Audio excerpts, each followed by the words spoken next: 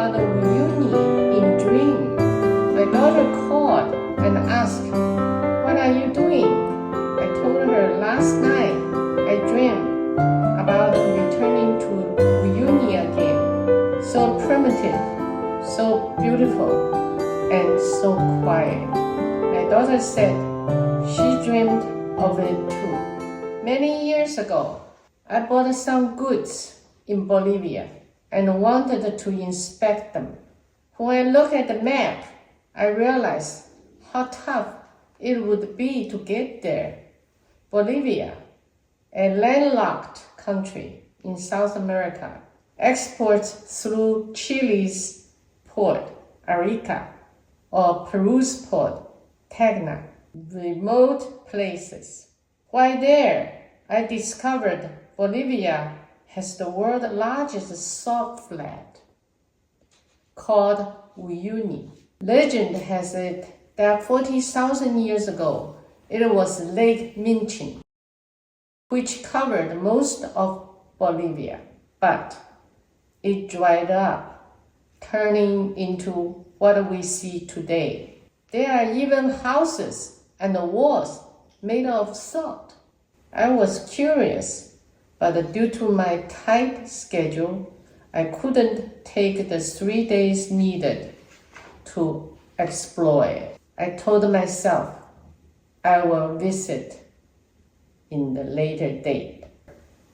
After returning last year, my daughter asked where we should go for a mother-daughter trip this year. I told her the Uyuni salt flat. She was surprised and said she'd never heard of it. She did some research, and 3 weeks later, she told me to get ready. We were going to early September. I didn't ask much and just prepared for the trip. We flew to Chile, Santiago, then transferred to a small plane to the volcanic region in northern Chile. Our guide and the driver were already waiting for us at the airport. Without wasting any time, we experienced the mud filled with salt and calcine at 13,000 feet altitude. Fortunately, we were prepared and had taken medicine for altitude sickness. Otherwise, we'd feel dizzy and nauseous. This is South America's volcanic region. Just a couple of years ago, a volcanic eruption in Chile caused the copper mines to shut down, leading to a spike in copper prices. We also saw flamingos, pink ones, Chilean species, and the ones with black spots, Andes species, and the ones with red legs, James species. On the third day, the guide and the driver drove us to the border, and we crossed into Bolivia. I have done a lot of business with Chileans, and they are the smartest in South America. It's hard to imagine that in 1970, they had a socialist leader, Salvador Allende, who was overthrown in a bloody revolution.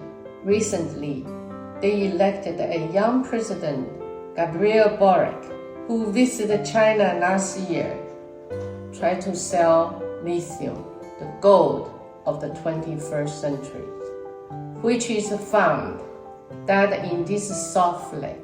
Bolivia, Chile, and Argentina are known as the ABC lithium countries. Bolivia, however, is not at the same level as Chile. Fortunately, it was just my daughter and me at the border. If there would have been more people, those 2 border officers would be caused major delays. We have to fill out 7 or 8 pages forms, took photos, signed documents, showed our travel itineraries, and they even asked for copies. Since we didn't have copies, we each paid $20 for them. We thanked them and ran off, but I was cursing in my head. Once in Bolivia, there were no roads, no signs, just mud.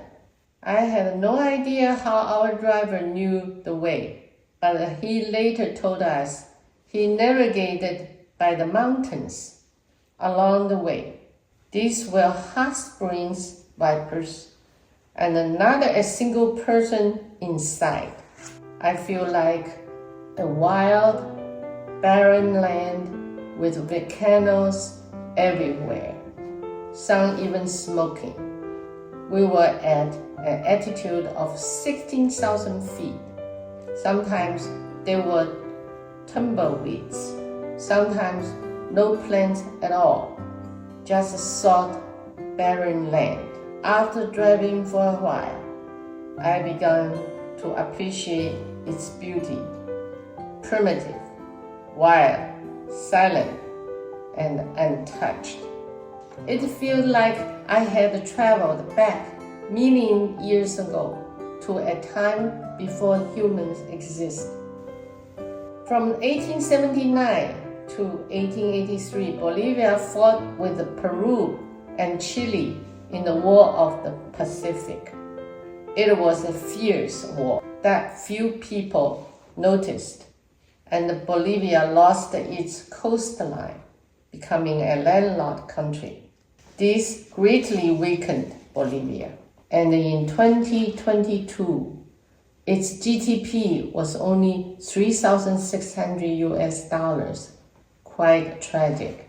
The government has been unstable, with dictators in power, and who don't care about the people's well-being. Our hotels look like shipping containers from the outside, but extremely comfortable and luxurious inside. With stunning views, I wake up to the sight of sun rising, salt flat, flamingos sleeping in ice. Unbelievable. Besides flamingos, there were also coots, birds that mate for life, and plenty of llamas in various colors and sizes. After 2 days of driving, we finally reached the Uyuni salt flat. Since it was the dry season, our car could drive on the flat. We had lunch on the salt flat, watched the sunset. My daughter and I couldn't help but dance on the salt. In the end, everything returned to the peaceful stillness. Thank you. I hope you like it. See you next time.